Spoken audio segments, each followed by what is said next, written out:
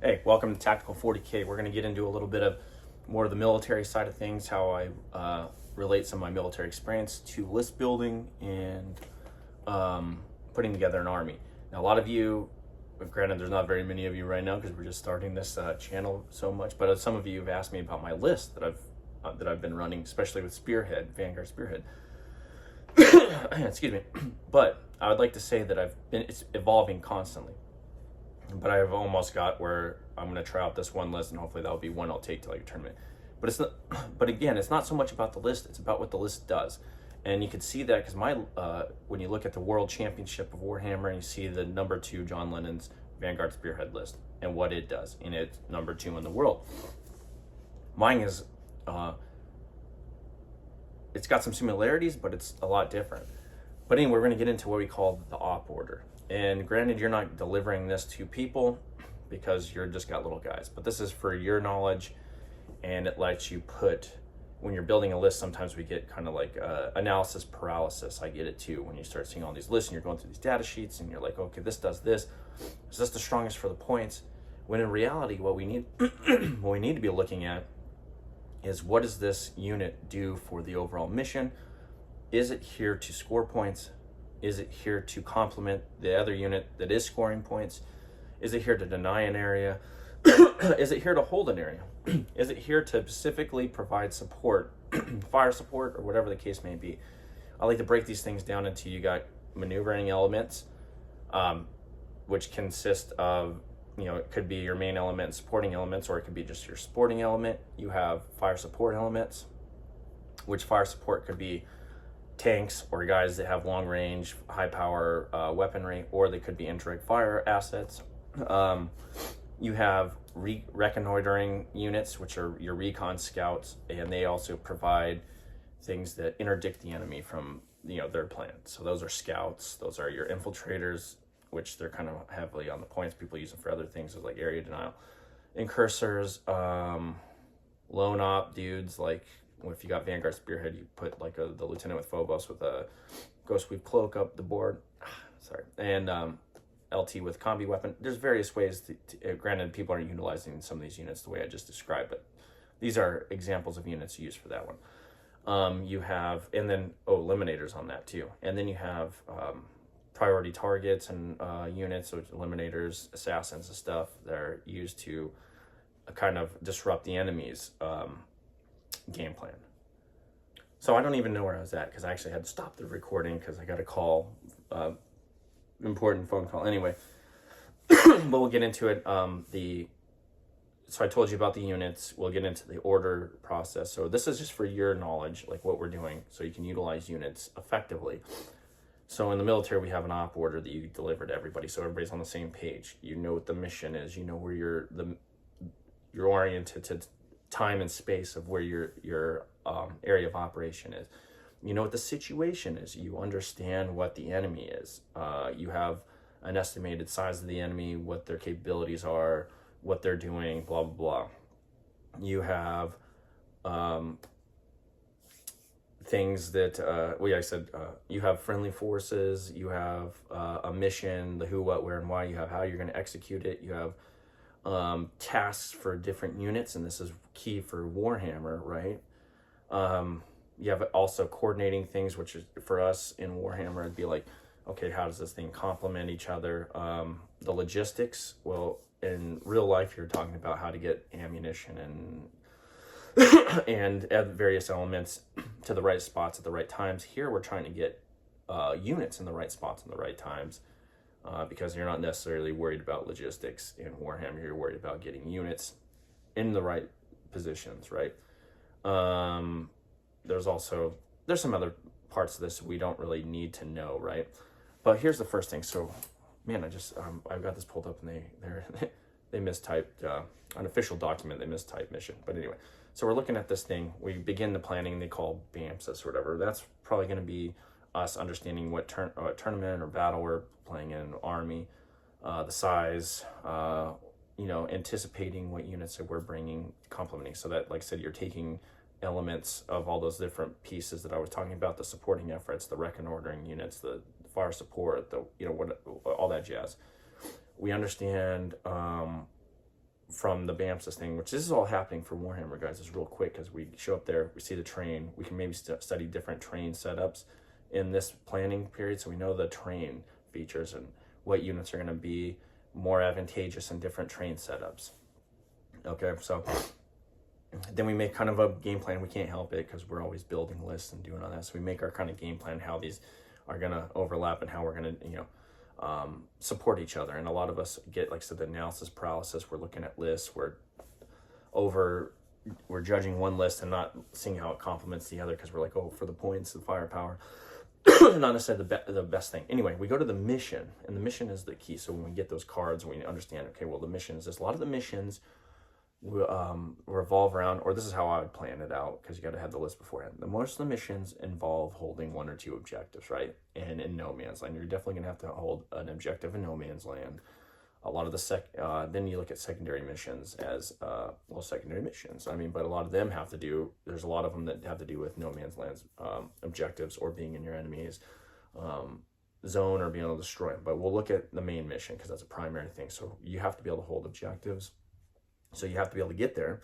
You have to be able to hold them for a period of time, and keep people off. So what does that mean? So we got to develop a plan that, one, you get units up there as quickly as possible, or by beginning of turn 2. So turn 1, you need somebody up there on at least 1 or 2 of these. So you need to pick your primary objective. Sometimes that is the center objective markers that give it to you. Sometimes it's your home and 1 more. Sometimes it's 2 in no man's land, or even more, 3, or in some cases taking your opponent's, whatever it is, or defend stronghold. I believe you hold, that's a secondary, never mind. But anyway, so we need this basis here, we can use this in the pre-planning of missions. So we need units that are able to do this. They get up the board fast. In Vanguard Spearhead, you can use a lot of your infiltrating units. You get them there.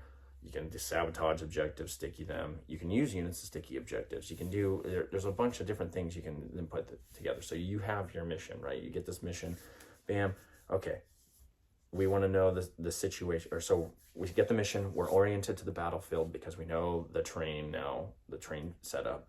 So we have our orientation. Now we need our situation. Well, we have whatever our mission, now we know our enemy, what they have. So while he's explaining, we know, okay, bam, he's got whatever, it's a orc, because orcs have been the only army to be able to really beat the snot enemy, but he's got XYZ, orky, tank, thingy, choppas, and then he's got these little scrounger dudes, Gretchen, that are forming MCP, blah, blah. So we see these, this is a tanky element, this is a maneuver element, he's got a bunch of boys in there, his game plan is to rush this. We develop this plan, we see what they're probably doing and whatnot. So our mission is to get up the board or whatever and hold these objectives.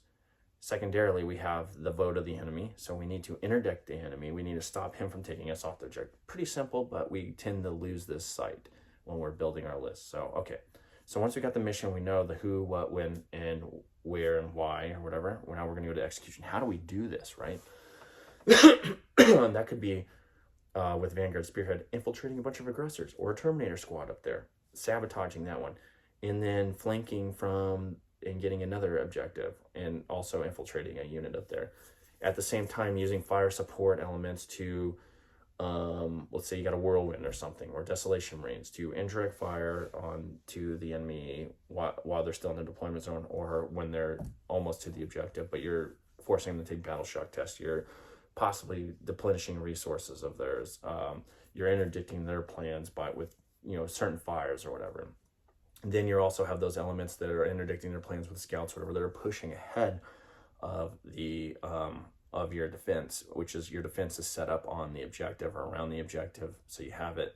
So if you sticky it and you go around the objective, you're setting up your firing lanes, which that's a small unit thing. But anyway, you got all these things going on, right? But that's kind of when you get into execution, you're developing that plan. What are you going to do? Okay, I'm going to put this aggressor unit on the center objective. I'm putting a unit of scouts ahead of them. I'm putting my LT Phobos dude on the other objective over here on the right.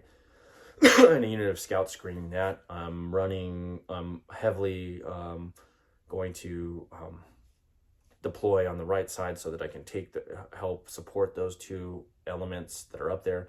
I'm holding some in reserves. I've got elements. In deep strike.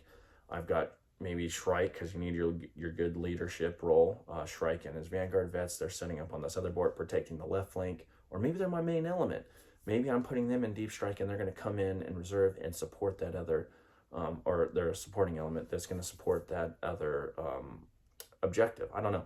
These are all things you got to think about. So then we go to the logistics, right? So I'm going quick and down and dirty. So we're looking at the logistics of this. How do we get these units up there, right? Well, Vanguard Spearhead. You can give a beefy unit infiltrate, right?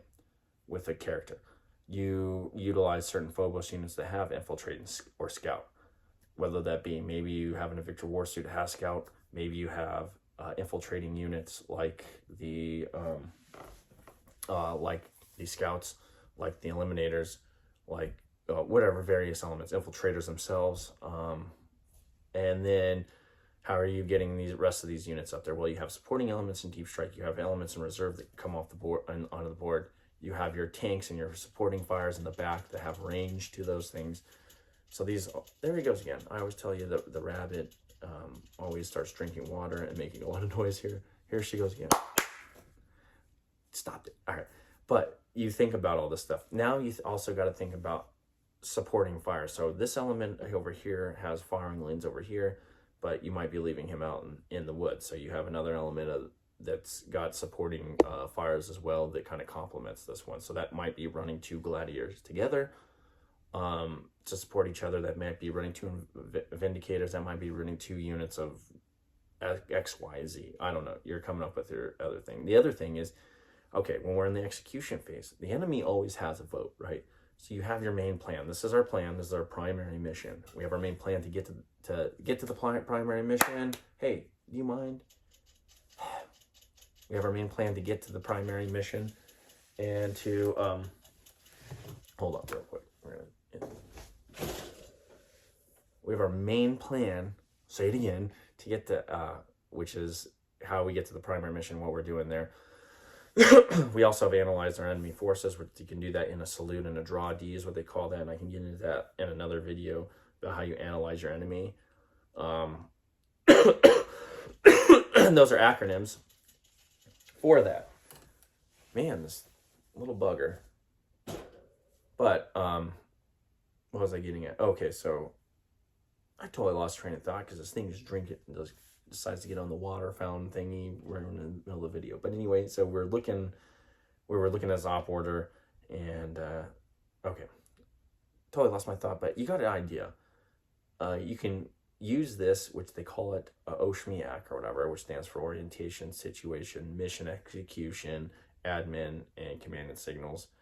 Oh, that's what I was getting at. But anyway, you want the OSHMIAC. You do this in your head really quick so that you can analyze what's going on, what's in front of you on the battlefield. But in your situation or your execution, that's what I should rather, in your execution point, because we developed this plan to get up there, blah, blah. The enemy always has a vote. That's one rule in the battle, in a real battle, in this battle. Enemy always has a vote. He's reacting. He's got his own hasty plans or whatever. So you always have to have a secondary plan, a secondary, tertiary plan. So, okay, you can't, all of a sudden, he's got infiltrating units, right? So he infiltrates on that one of your objectives that you picked out. Now, you might have ability to pick a different objective now to infiltrate on, or maybe you have to now adjust your plan in order to take him off that objective, right? So that's an idea. That's another mission another task underneath the mission. You have to allocate resources to take him off and then hold it, and then you're back on your primary mission. But you have secondary, tertiary orders of execution, or ways of executing your primary mission. Anyway, I'm going to leave it there because I think we're at like 20 minutes or whatever. But this is a good way of utilizing certain things from the military perspective in Warhammer. Like I said, there's list building is not necessarily the issue. It's having units that are there for a reason in your list, okay? So, like, I can give you my list, but is it going to help you be a better player? Probably not, because you have to know how, well, one, I guess if you utilize them the right way, but you need units that do things. I have my tanks on there for a certain reason. I have whatever the XYZ unit on there, he's doing this. This is his area. He's not just there just because, well, maybe he wants to kill a bunch of people, but primarily I'm not just putting guys on there because I think that they're going to kill everybody, right? I need them to score points. That's how you win. But anyway, I'll talk to you later. Peace.